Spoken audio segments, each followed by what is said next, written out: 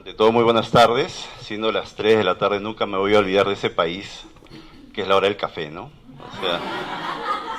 Eso impensable en Lima, porque acorremos a 1000, acá la gente toma su pausa, se toma el café, y eso es tan hermoso, tan lindo. O sea, desde ya, feliz de estar acá.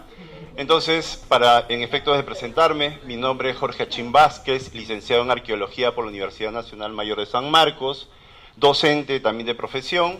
Me he desempeñado también en temas de museos, trabajando para el Ministerio de Cultura del Perú.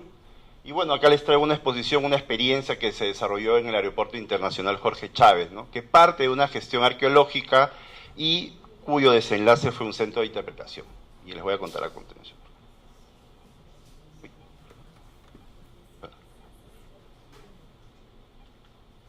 Ok, a ver.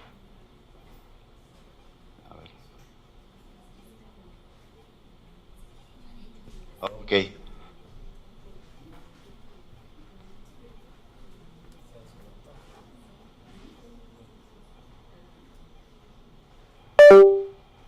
Ahí hay que conectar.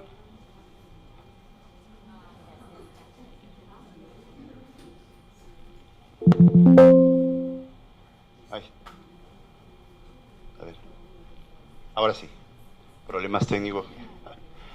Bueno, entonces, para partir, la gestión arqueológica que se desarrolló en el Aeropuerto Internacional Jorge Chávez, un poco para contarles el contexto. Este es para el cursor, Perú, ¿no? El área, 1.285.000 kilómetros cuadrados de extensión, ¿no? En el cual, justo muy adyacente, tenemos el aeropuerto Jorge Chávez, ¿no? En el cual se viene ejecutando un proyecto de largo aliento, en el cual, en primer lugar, esto parte desde el año 2020, en pleno COVID, como parte de estos proyectos de desarrollo, es que se implementa justamente la ampliación del aeropuerto Jorge Chávez, ¿no? El cual va a albergar una gran cantidad de pasajeros.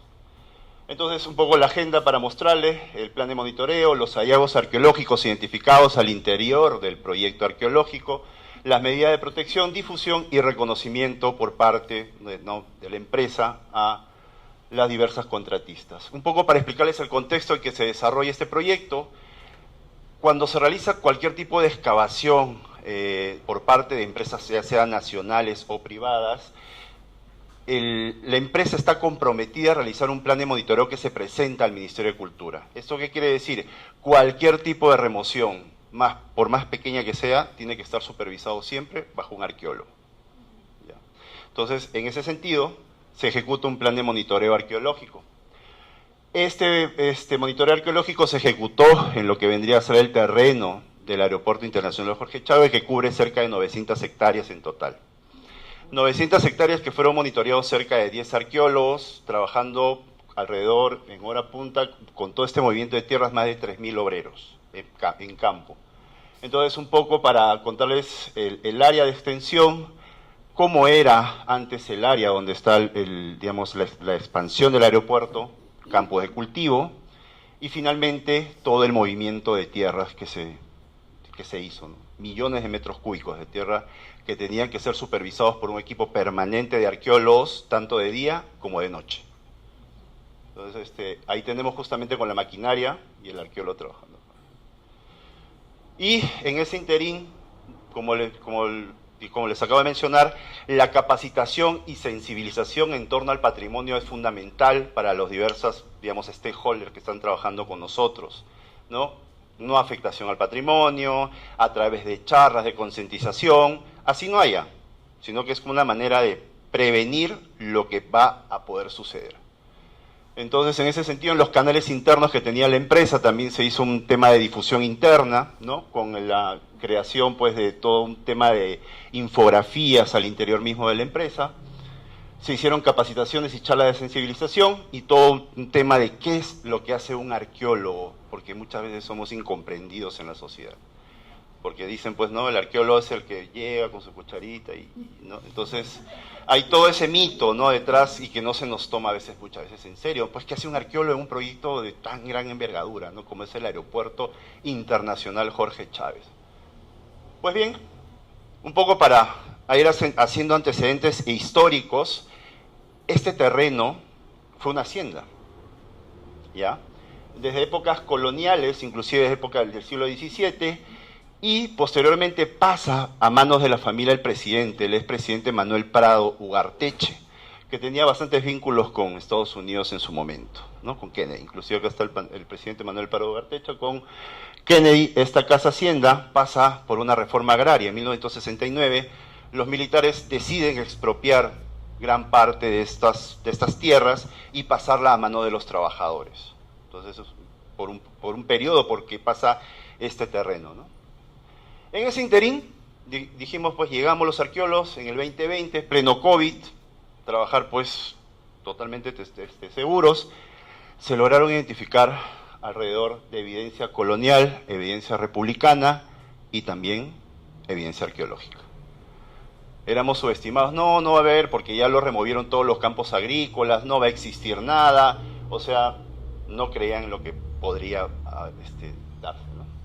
Pero en ese sentido, al momento que hay la remoción de tierras, comienza a existir evidencias de vasijas precerámicas, ¿no?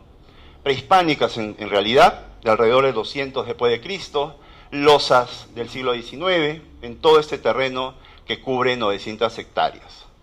Pero el hallazgo particular, acá, el hallazgo HF13, al costado de la pista de aterrizaje, nos dio a dar un cementerio prehispánico. Entonces, en ese interín que al costado de la pista de aterrizaje se identificó un cementerio de aproximadamente 200 después de Cristo y que se va y se proyecta hasta los 800 después de Cristo. Al costado de la pista de aterrizaje, o sea, quiere decir que cuando llegaban y se iban los aviones, detrás de abajo había una historia que contar. Y esa historia se traduce justamente en el hallazgo de estas vasijas prehispánicas, ¿no? No sé si se puede ver. ¿Pongamos la luz?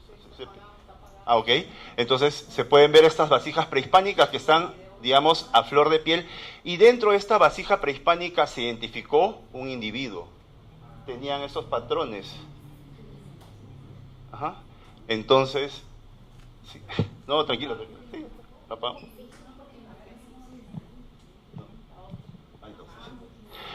Entonces, al momento de la excavación se decidió, digamos, abrir cada vasija.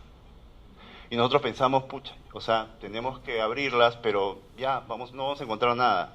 Total, el patrón de enterramiento era colocar los individuos al interior de estas vasijas. Entonces, decidimos la excavación, esta excavación arqueológica, incrédulo el CEO, no, que va a haber arqueología, no. O sea, ustedes hagan su trabajo, por favor, déjenlo ahí y nada más. Y cumplan con los informes, pero no. Entonces ahí se va formando conciencia en la empresa. Ingenieros, CEO, gerentes de construcción, que ya comienzan a cambiarles la visión de la arqueología, y en este caso la arqueología nacional. Entonces, en ese sentido, un pequeño videíto, no sé si lo podemos correr. Entonces, ahí estamos al 2020, COVID, todos con casco, mascarilla, y al interior, no sé si puede correr, ahí. Hay un play. Ahí sí. Buenas tardes, nos encontramos actualmente en el sector 2, específicamente en el hallazgo fortuito 13, al costado de la pista de aterrizaje, el cual en estos momentos consiste, o se ha identificado, una vasija de gran tamaño, podemos ver aproximadamente 80 centímetros de altura, ¿no? Y con un radio aproximado de 60 centímetros. Al interior se ha podido identificar un contexto funerario, ¿no? El cual, como pueden apreciar, consta de una sección del cráneo, la tibia o los huesos largos, el húmero y el cúbito y el radio. Asociado a esta vasija, al interior se ha podido encontrar una ofrenda de una pequeña olla. Entonces, el proceso de excavación que se viene realizando es de manera sistemática y metódica, retirando estrato por estrato para poder definir la posición flexionada del individuo, y también a la vez definir también la edad que posee. De acuerdo a datos preliminares que podemos inferir es que este individuo, el cual venimos realizando la excavación, Es un adulto por el tipo de dentadura y tamaño que posee. Asimismo, hemos podido definir que se encuentra en posición fetal, ¿no? Y es presuntamente, o los estudios que venimos realizando, es de la época Lima. La época Lima corresponde o comprende la fecha entre los 200 después de Cristo hasta los 600 después de Cristo, respectivamente. El proceso, como les acabo de mencionar, es metódico, se procede a la limpieza con material especial, quirúrgico, para poder definir el contexto funerario. Este trabajo, o sea, se viene realizando por parte del equipo de arqueología del LAB de manera continua y sistemática en toda el área del proyecto. Gracias. Estamos hablando que estoy trabajando ahí en ese momento a 2 metros por debajo del nivel del suelo. Bastante calor, como Guanacaste, más o menos parecido, el calor así, impresionante. Bochorno total, con este Tidex difícil de manejar. Con mascarillas, recordemos que estamos en 2020, 2021, entonces también las condiciones de trabajo cambiaron, ¿no? Pero uno nunca deja de hacer lo que le gusta, ¿no? Entonces, creo que sí es la siguiente diapositiva. Sí.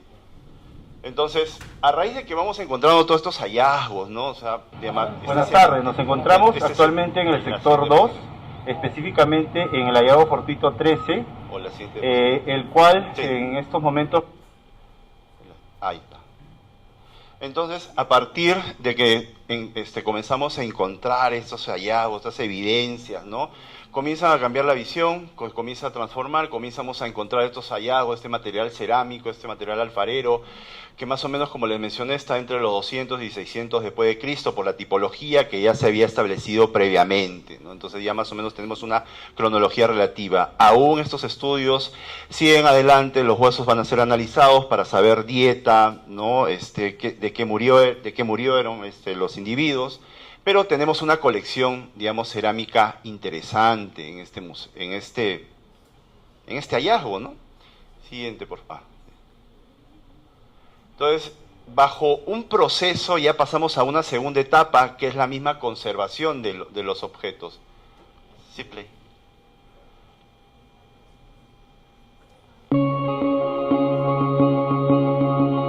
Un equipo de arqueología está permanentemente en obra durante los trabajos que implican movimiento de tierra.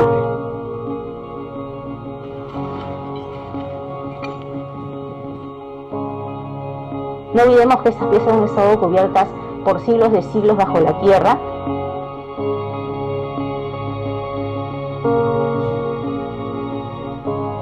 La reconstruimos, ¿no? Han venido aquí 34 piezas para conservarlas. Y este proceso, uno que es la conservación curativa, que consiste en la estabilización, en la eliminación de todo material deteriorante, y la otra etapa es la restauración, que consiste en los añadidos, la restitución de las piezas a su posición original. El pegado de fragmentos es como armar un rompecabezas tridimensional. La mayoría de estas piezas, como vemos, son de factura sencilla, pero sí expresan mucho en cuanto a la forma, a la utilidad o función que ha desempeñado en su época. Es una idea muy estupenda y saludo y celebro que la pueda apoyar con esta tarea. Entonces, comenzó ya pues a cambiarle el chip a la gente, ¿no? Comenzaron a apoyarnos, el área de comunicaciones comenzó a prestarnos atención, porque este es patrimonio. Recordemos que la arqueología es el estudio de las sociedades a partir de la cultura material, y entonces también es un proceso identitario, ¿no? En el cual pues todos los países estamos llamados a defenderlo, ¿no? Y a protegerlo sobre todo, y más que todo, conservarlo, ¿no? Algo que pasó en esta parte es que nosotros nos hubiéramos podido quedar en esta etapa, ¿no? Muy bien, los arqueólogos descubrieron los objetos y se acabó el proyecto, lo guardamos en cajas y, ¿sabes qué? Nos vamos y pasa por un proceso de catalogación y lo entregamos al ministerio. Pero no, acá quisimos hacer algo diferente, quisimos dar el must. La siguiente presentación. Quisimos crear un centro de interpretación. aunque no esté contemplado en el presupuesto, pero ahí le dimos Un equipo de arqueología está permanentemente en obra durante los trabajos que implican movimiento de tierra. Entonces, primero lo que se hace en el Perú es catalogar estas piezas. ¿Qué quiere decirlas? Ingresarlas al inventario nacional. Es decir, crearle su partida de nacimiento, ¿no? Y esto tiene un registro, porque si no, no las puedes exponer, o sea, ya, digamos, pasa por un proceso de inventario y catalogación por parte del Ministerio de Cultura. Entonces, en ese sentido, estas piezas fueron integradas y se declararon Patrimonio Cultural de la Nación a este hallazgo, ¿no? Que, como en un principio les digo, partió de la nada. Una vez declaradas las piezas, se implementó este centro de interpretación, chico, claro que sí, poco presupuesto, no estaba contemplado. Nuestra labor, como les digo, era verificar, excavar y ponerlo en cajas. Pero no, quisimos exponer creando paneles, ¿no?, informativos, vitrinas, ¿no?, para justamente albergar esta pieza, y inclusive dentro de esta hacienda se encontró una rueda de molino. Entonces, toda una historia que contar, ¿no? Por eso es que creamos una línea de tiempo, ¿no?, desde el cual, pues, los terrenos del Jorge Chávez tienen una historia que decirnos, una historia que contarnos, que viene desde los 200 después de Cristo, hasta 2018 y continuamos para adelante, ¿no? Pasando por la época Lima, por la época colonial, por la época justamente de la hacienda, por el momento que expropian la hacienda, el momento que LAP entra a intervenir a este terreno y a desarrollar todo este proceso, digamos, histórico. Y se considera la línea de tiempo. La línea de tiempo en un principio solamente partía de acá, pero nos hemos ido hasta el fondo, hasta casi los 200 después de Cristo. Entonces, esto que nos ha permitido, a partir justamente de estas manifestaciones arqueológicas a nivel de alfarería, a nivel de vasijas, es crear réplicas de estas vasijas. Entonces, al momento que nosotros creamos estas réplicas, ¿no?, comenzamos a darles, cada vez que venía una visita oficial, un ministro, ¿no?, entidades o diversas a visitar, se llevaban esto como una forma de... Y esto lo hizo un artesano, ¿no?, en el cual justamente vamos con el tema identitario, ¿no? Ayacuchano, muy hábil con el tema de la cerámica, así como han sido los ancestros en ese momento, y se generaron una serie de réplicas. Entonces, y estas se daban o se entregaban a manera de premio a las mejores contratistas que se desarrollaban, como que tenían buen performance al momento de cero seguridad, porque ustedes saben que una obra de esta envergadura puede generar accidentes y muertes. Se está manipulando maquinaria. Entonces, una forma de dar y retribuir era generar estas réplicas de figurinas arqueológicas, ¿no? ¿Y qué se nos viene? Saberes previos, para entender un poco los saberes previos. Egipto inaugura 2 museos en 2 terminales del aeropuerto del Cairo. El aeropuerto de Estambul estrena Museo de Arte y Cultura y el asombroso Museo del Aeropuerto de Ámsterdam. Entonces, como objetivo, y ya se ha conversado, es que se va a crear un museo dentro del aeropuerto. Recordemos que son 12 millones de personas que están visitando el terminal. Entonces, como consecuencia de eso, le dimos la vuelta, siempre sacando la vuelta, y vamos a tener un museo dentro del Aeropuerto Internacional Jorge Chávez. Esto a partir de esta iniciativa, donde la arqueología, digamos que en principio fue vista, ¿no?, fue vista, digamos, de manera pues lejana, ahora lo estamos interiorizando. ¿Cuánto tiempo hemos pasado en el aeropuerto? Más de 1 horas, sin mirar nada. Entonces, una de ellos, recordemos que los aeropuertos son puerta de entrada hacia el país. Qué bonito sería ver en el Juan Santamaría también replicando experiencias, una esfera, una vasija, ¿no?, de la Ceiba, con iconografía. Entonces, eso también refleja la identidad de los países, ¿no? Y eso forma, pues, ¿no?, la conciencia para los pasajeros y para la gente que está de llegada y de salida. Entonces, eso como objetivo se tiene a partir de estos saberes previos. Y bueno, un poco para ver ya la forma del aeropuerto, lo que va a ser de acá a la inauguración el próximo año. Tenemos justamente la iconografía, el colibrí de la línea de Nazca. Y la forma y el diseño que ustedes ven se ha concebido bajo esta iconografía del colibrí. Entonces, hay todo un tema también de diseño, de línea gráfica, que también va a ser concebido de esa manera, digamos, mirando siempre al tema identitario, para reforzarnos como, digamos, peruanos y en este caso costarricenses, ¿no? Muchas gracias.